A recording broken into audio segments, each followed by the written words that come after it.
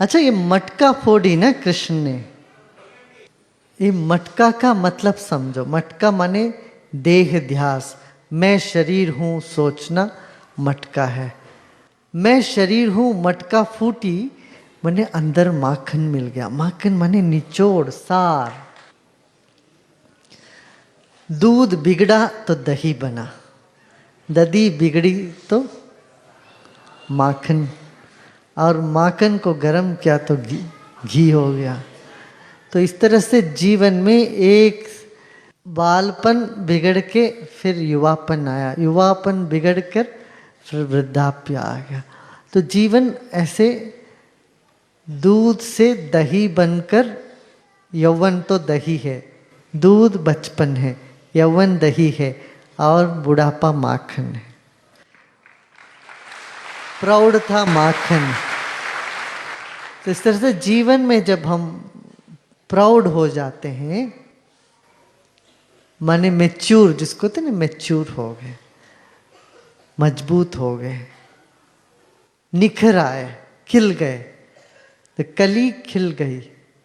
तो इस तरह से हमारे भीतर की चेतना खिल जाए तो खिली हुई चेतना को क्या ढका रहता है कि देह ध्यास, हमारे सब में मीठापन है, मिठास है, मगर उसको बांध के रखते हैं, उसको वो दिखता नहीं है।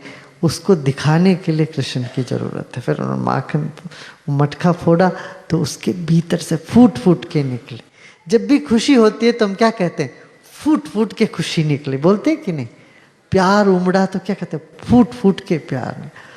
ऐसे भीतर का जो रस है वो फूट के बाहर आए, वो काम जो करता है वो जगत गुरु कृष्ण करता है। तो कृष्ण को कहा गया जगत गुरु, ताकि पूरे जगत को माने दोस्त बनकर ज्ञान दिए, मित्र बन के ज्ञान दिए। तो भीतर का रस आ जाए, इतना रस, वो माखन है। और माखन चोर भी कहते हैं, जिस किसी का भी मन में ऐसा एक मिठास हो तो वो उनको चुरा लेते हैं।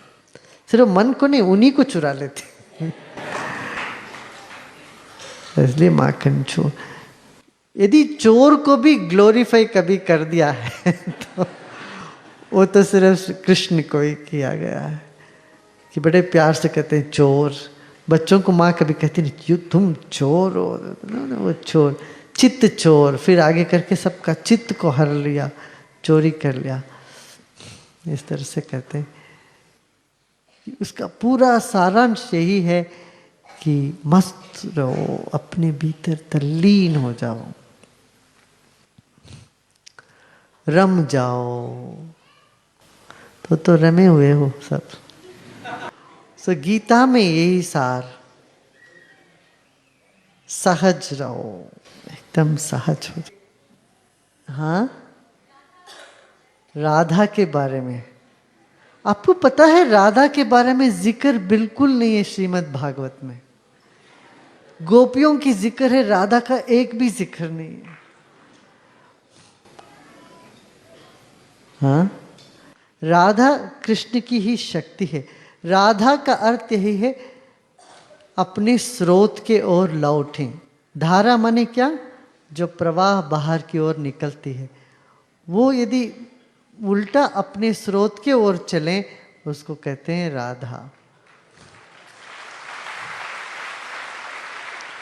तो राधा शक्ति के बगैर कोई श्री कृष्ण को पा नहीं सकते। इसका मतलब यही है, जब तक तुम अपने में नहीं लौटते हो तब तक तुम श्री कृष्ण को पा ही नहीं सकते हो।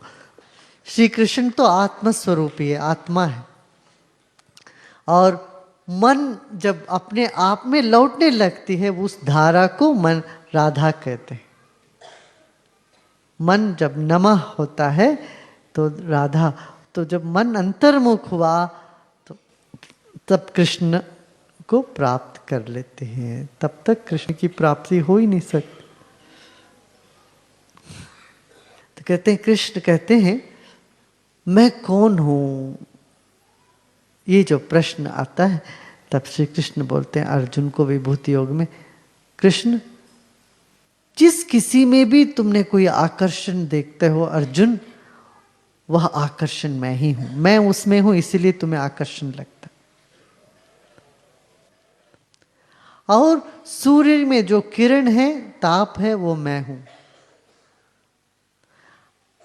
चंद्रमा में शीतलता जो है वो मैं हूं। मधुर चीजों में मिठास वो मैं हूं। बलवान है उनमें जो है बल वो मैं हूं। धैर्यवान में धैर्य में हूं। और मैं क्या क्या हूं ऐसे गिनते जीवनम सर्वभूतेषु, जानवरों में, जीव जंतु में, मनुष्यों में जीवन जो है वो मैं ही हूं। मुझे तुम मनुष्य मत समझना, मैं शुद्ध चेतन हूं। उसी चैतन्य से सब कुछ बना है, मैं वही हूं, ऐसा उन्होंने कहा।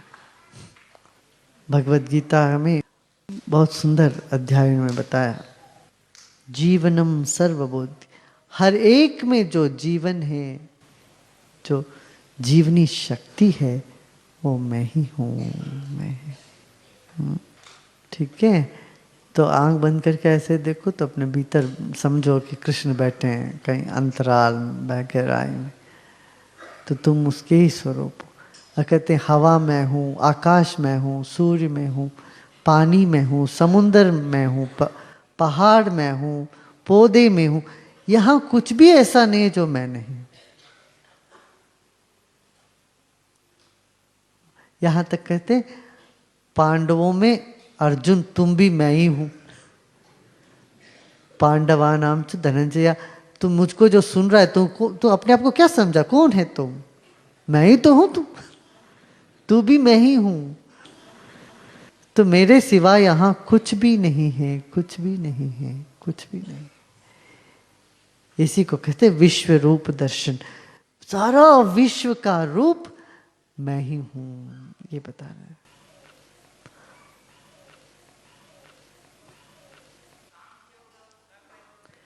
सांख्य योग कर्म योग में क्या अंतर है?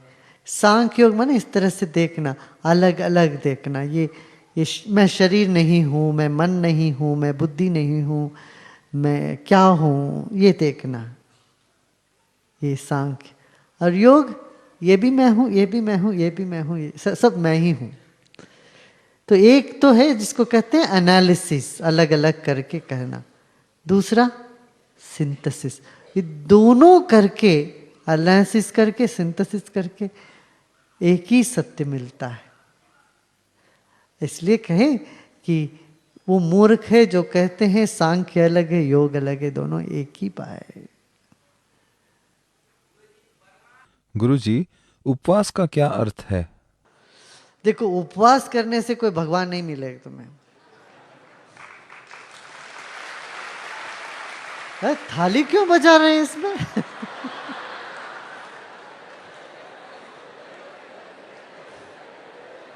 उपवास इसीलिए करते हैं ताकि अपना ये जो शरीर को कितना ठूस ठूस के हम खिलाते रहते हैं, खिलाते रहते हो, थक जाता है खिला शरीर।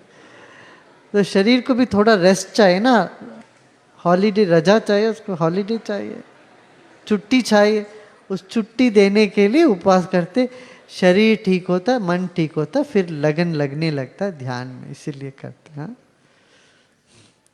ये बहुत बड़ा भूल है, हम कहते हैं आज मंगलवार हनुमान जी के लिए हम उपवास कर रहे हैं, या आज शुक्रवार है यार माता के लिए उपवास कर रहे हैं। किसी के लिए उपवास क्यों करते हो तुम?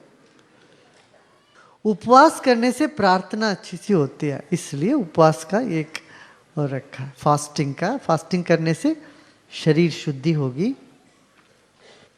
शुद्ध शरीर होने से फिर भोजन करने में उसमें अच्छा लगे। कोई भी बीमारी हो ना, वो अमावस्या पौर्णिमा के दिन बढ़ जाता है। तुम निम्हांस में मेंटल हॉस्पिटल में देखो, अमावस्या पौर्णिमा में बहुत ज़्यादा बढ़ जाता है। क्रॉनिक डिजीज सब बहुत ज़्यादा बढ़ता है अमावस्या पौर्णिमा में। उससे 3 दिन पहले हम फास्ट कर लेने से क्या होगा, तो शरीर में टॉक्सिन्स बनने नहीं देगी, आम नहीं बनेगा। इसको कहते हैं आम्ल, आमा, आयुर्वेद में कहते हैं आमा। वो आमा जब बनने नहीं देगा, टॉक्सिन्स नहीं बनेगी, तो बीमारियां बढ़ेगी नहीं। इसलिए एकादशी के दिन उपवास करो। और द्वादशी के दिन सुबह सुबह वो फिर वो पत्ता वगैरह खाना है ना, जो कड़ी पत्ता और वो अलग अलग चीज़ें, अगसे सोप्पो।